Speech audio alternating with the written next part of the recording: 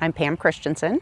I work for Madison Gas and Electric as the Director of Customer and Community Relations, and I live on beautiful Lake Wabisa. We use the lake year-round. My dog swims in the lake alongside of me several times a week, and I see the lakes every day when I drive into work on the John Nolan Causeway and get to appreciate that gorgeous skyline. Not only are the lakes a great asset from their beauty and the usage that people get out of them, they're a generator. They're an income generator for the Madison region. So we did an economic impact study that showed that the lakes are generating $220 million per year of revenue, which is equivalent to 1.5 times a Badger football season, all 7 or 8 home games. If you take a step back and think about what does that mean for the last 10 years, that's $2.2 billion that have come into this community because of the lakes. We have 1,800 full-time equivalent jobs that can be attributed to our lakes. If our lakes were an employer, they would be the 8th largest employer in Dane County. I think there's a lot of different ways that the businesses can and should support the lakes because the lakes are helping support them. One of the big things that I think helps with the employers in town is the attraction and retention of employees, because you can be anywhere USA for some of these other companies, great companies, but where you live matters, and the lakes really enhance the quality of life. Everyone says they have a great quality of life, but when we say it, we really mean it. We're one of only 2 cities on an isthmus in the country. And I think the lakes distinguish us from our other Midwestern hubs. You have great cities in Nebraska and Iowa and Ohio, but you don't have the lakes that we do. So I think it's what makes us different. Almost half of our lake shoreline is publicly owned and can be publicly accessed. So the lakes are really available to everyone. 2.7 million people visited our lakes in the last year. Putting that number into perspective, that means about 7,300 people per day are at one of the Madison chain of lakes doing something somewhere. The economic impact study showed that the cleaner our lakes are, the better it is for everybody, whether you're a homeowner and the property values to the perception of the lakes and the visible appearance of the lakes. If they look clean, people are going to want to continue to use the lakes. And by using the lakes, that generates the income that we just talked about. And so the more income, the more economic benefit for the city, for our residents. And I think we're only scratching the potential of what our lakes can and should be. Do you want me to start? Well, I don't care. You can. Okay. But you're the mom. Oh, well, that's true. I can start. I'm Ginny Kaminiak, and I've lived on the lake since 1967. Well, I'm Tamara Knickmeyer. Usually go by Tam. I can remember when the kids lived in the water all summer. And then the only time you found them is when you go to get them for supper. Yep, we would swim until our lips turned blue. Well, right now I'm doing the lake monitoring, where I go in every week with the Secchi tube and look to see what the clarity is on it and measure the temperature of the lake, the temperature of the air, and record that and then send it in to Clean Lakes to add to their information that they're getting from all the other monitors and figure out what's going on the lakes and what can be done to improve them. It makes me feel good because there isn't a whole lot of other things I can do to the lake or for the lake, but that's one small thing that I think is important. I'm super proud of her taking this on. Prior to Clean Lakes Alliance doing this lake forecast program, everything we knew about the lakes was all based on people's memory and folklore, and so we really didn't have any good data or any information about how the lakes were. It's like, I remember when. Now we can get data on a regular basis across all of the lakes in the Yahara chain, information that isn't just someone's opinion. There's actually some scientific data that's being collected, and it just goes to show how dynamic the lakes are, how much, even from one lake to another, they can be very, very different in how they react to the weather. It makes me feel good that I've been able to do it, and that it has purpose, and that it hopefully will make a big difference in what the lake quality is in the next few years. Just the sheer number of volunteers that are out here is a testament to people caring about the lakes. And by more and more people caring about the lakes, they're doing things to improve the lakes. Getting it done and seeing how it is, getting the information in and feeling like I did something that is for the purpose of improving the lakes. Wouldn't it be fun to see the lakes report and know that you participated in and it. you were True, part yeah. of making that report? Lake forecast is critically important for us, and I would go as far as to say critically important for us to be able to see how our lakes are progressing and improving over the years, and to show that the work we're doing is making a difference, and so we can keep working on the projects and the efforts that are going on to improve our lakes. My name's Luke Laufenberg. We've been on this location since 1899, and so I'm currently the 6th generation on this farm. There's no better living than farming, if you like it. It's a lot of work, it's a lot of hours, it's a lot of stress, but it's extremely rewarding. I mean, every single day you get up and the sun's barely coming up and you go and see that calf that was just born, and then in 2 years, she has another calf, and it's extremely rewarding. Every single day you see the fruits of your labor, and there's nothing better than that. Like I planted this field 3 weeks ago, and now look at how beautiful and green it looks. Like, that's so satisfying seeing that. We do a lot of cover crops. Every single acre, or it has alfalfa over winter, and we plant our corn right into it, no-till it. So we don't do any tillage whatsoever, so we have minimal erosion. At the end of the day, every farmer is a steward of the land. Like my generation in farming, granted there's not a lot of us, but I think that's all we care about. So what the heck am I working my tail off for if it ain't gonna be here in 50 years? That's just stupid.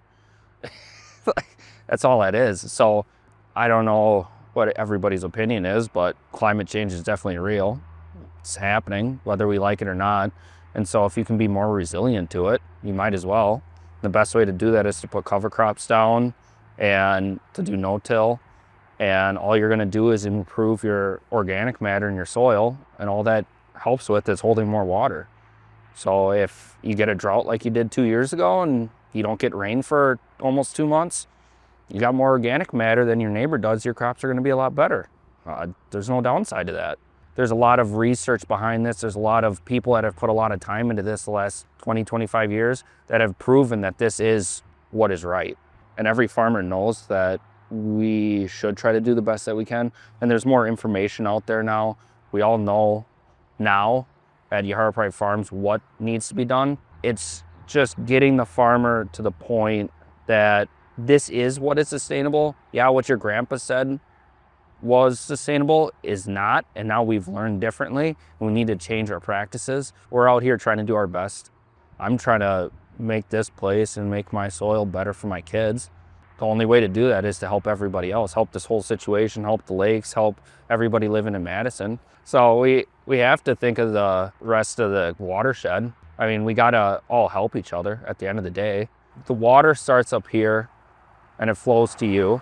The best way we can solve the problem of the lakes and the algae is by all working together and realizing that we can't be pointing fingers. Pointing fingers does not solve any problems. It just makes people dig in their heels, and we need to work together to find solutions. Bill Fadoon, Director of Facilities and Corporate Safety and Security at TrueStage. One of the goals for the project was to be an environmental steward, both in the community and for our employees and customers as well. And we had to balance the financial with the ask of that goal. And it was not as expensive as you'd think. It was achievable, doable. We made it happen for not a big cost increase. So that's my charge to everybody, is make it happen. I think our team has always done a really good job of doing the right thing without taking credit for it and talking about it.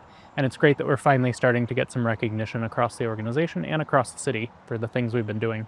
Being a LEED Gold building was a big accomplishment. Sustainability, environmentally friendly, will keep getting bigger and bigger. I think it's interesting because a lot of people for facilities thinks it means energy, and that's it. You know, turn off lights, do those types of things. But for us, it means so much more. Sure, changing out our lights to be LEDs and stuff, but also replacing our mown grass with prairie. Just things like that across our campuses is having a big impact. Also, our bird strike glass. It was not part of the Madison building code when we built our building, but we knew it was coming and we knew it was the right thing to do. So we went ahead and installed bird safe glass. Our parking garage is also Park Smart Bronze. We're the first parking garage in the state of Wisconsin to achieve that certification. And that's less about how you build and construct the parking garage, more about how we take care of it. For example, we're in Wisconsin, salt comes off your cars. We can't just clean the garage floors and put that down into the sewer. We have to treat that before we get rid of that. We have a 10,000 gallon cistern that collects mostly rainwater that we can redeploy non-potable water around campus, which saves us money and saves the environment as well. We also have 2 retention ponds on campus that helps keep runoff from the site from going into the residential neighborhood behind us. Good for the neighbors, good for the lakes. Win-win. This building is all about collaboration, and being able to feature the lakes through a lot of the views in this building is really important to us. When I was doing employee tours during construction, I would bring them up through the building and end on this 5th floor, which I call the crown jewel on top. And we would look out at the lake, and I'd say we're at true stages at heights we've never been at before. Just look at the lake now. We acknowledge that we sit on Ho-Chunk land. We have a land acknowledgement in our lobby. And this building features all Native American artwork. We have 6 commissioned art pieces. 3 of the 6 are by Ho-Chunk artists. The other 3 are Native American artists. So we're always thinking about the past and the future for our company. Something magical happens when you walk through this building and you see our views, you see the lakes. It's a recruiting tool for TrueStage. Clean Lakes Alliance is really important to us because it's part of Madison. Without the lakes, Madison isn't what it is. When you have access to water like we have, it's incredible. It just changes your life. My name is Paul Dearlove. I'm the Deputy Director and Chief Science Officer at Clean Lakes Alliance. My role is to get people more involved in the lakes, caring about water quality and figuring out where they fit in the larger picture of water quality improvement. Well, I grew up fishing. So my dad took me fishing, and I was always concerned about pollution, what people did on the land to cause problems in the water. And that concern really sort of fueled my interest in studying water quality, limnology, the study of inland lakes, and watershed management. We get that question a lot. How are the lakes doing? So the State of the Lakes, it's a reporting tool, and it's a tool to bring transparency and progress accountability to lake management understanding and lake improvement. These lakes have their own unique challenges. We are part of a 385 square mile watershed. We have 5 interconnected lakes, each lake behaving independently, but they're all connected, but they respond differently to change in the environment. So the State of the Lakes is a way of almost having a scorecard. We try to develop individual lake by lake dashboards. Just like when you go into a doctor's office and you get evaluated for your health, we try to do that for the lakes. Color and the quality of the water. How transparent is it? What kind of life lives in these lakes? Are there beach closures? Are there cyanobacteria blooms? So we collect all this information, distill that down into a very hopefully understandable report card in a way for the public. So 2024 was almost a kind of a return to normal wet conditions. Prior to 2024, we had 3 back-to-back years of dry conditions. You think of a drought as we're getting less runoff into the lakes. So having 3 back-to-back drought years told us a lot about how these lakes can respond when that spigot of phosphorus is turned off. And we saw dramatic decreases in phosphorus levels that were sustained. We don't have control maybe of the amount of rainfall that's falling across the watershed and that's moving phosphorus into the water, but we do have control on what we do on the land. Every rain garden that we put in, every action that we take on the landscape, every cover crop that a farmer puts on a field, every construction site properly managed for erosion control is making a difference. It's reducing the amount of phosphorus that's able to get into the lakes every time it rains. There's different models that allow us to smooth out the variability of weather from year to year, to see what would have been delivered in terms of phosphorus loads to these lakes if weather was held constant. And we know through that modeling that would have translated into a 36% decrease in the mass of phosphorus reaching these lakes over a 30-year period. So we know that over recent decades, the actions that were being taken in the watershed, on the land, is making a difference. And I've heard this time and again, that it's taken decades and decades and decades for these lakes to get to these conditions which we feel can be much better. And it's going to take decades and decades and decades to get out of those conditions. And that is not necessarily the case. We don't have to wait for the next drought to see good water clarity, but we have to double down on what we're already doing, what we know is working. We need much more of that. Otherwise, climate change will have the upper hand, and it will continue to mask progress. So we have to do more. Clean Lakes Alliance is a catalyzing force. We are going to rely on the community as a whole to take action. And that's not just big government projects, that's individual action. Because these lakes are special, I want them to be around here for a long time. And the only way they're going to be around for a long time in good condition is if we're aware of these things and if we get involved. I want it to be a daily process for people to be thinking about that. All these practices that we recommend through our Renew the Blue community guide points people in the right direction on what those actions should be. We can get to a point where we have consistently better clarity in these waters as a result of implementing the recommendations that are found in the Renew the Blue Community Action Plan. Instead of, say, a summer day where you can't see your fingers 3 inches below the water surface, we should get to a point where we can see something, an object down maybe 10, 15 feet below the water surface. That's where we want to get to, that's where we can get to.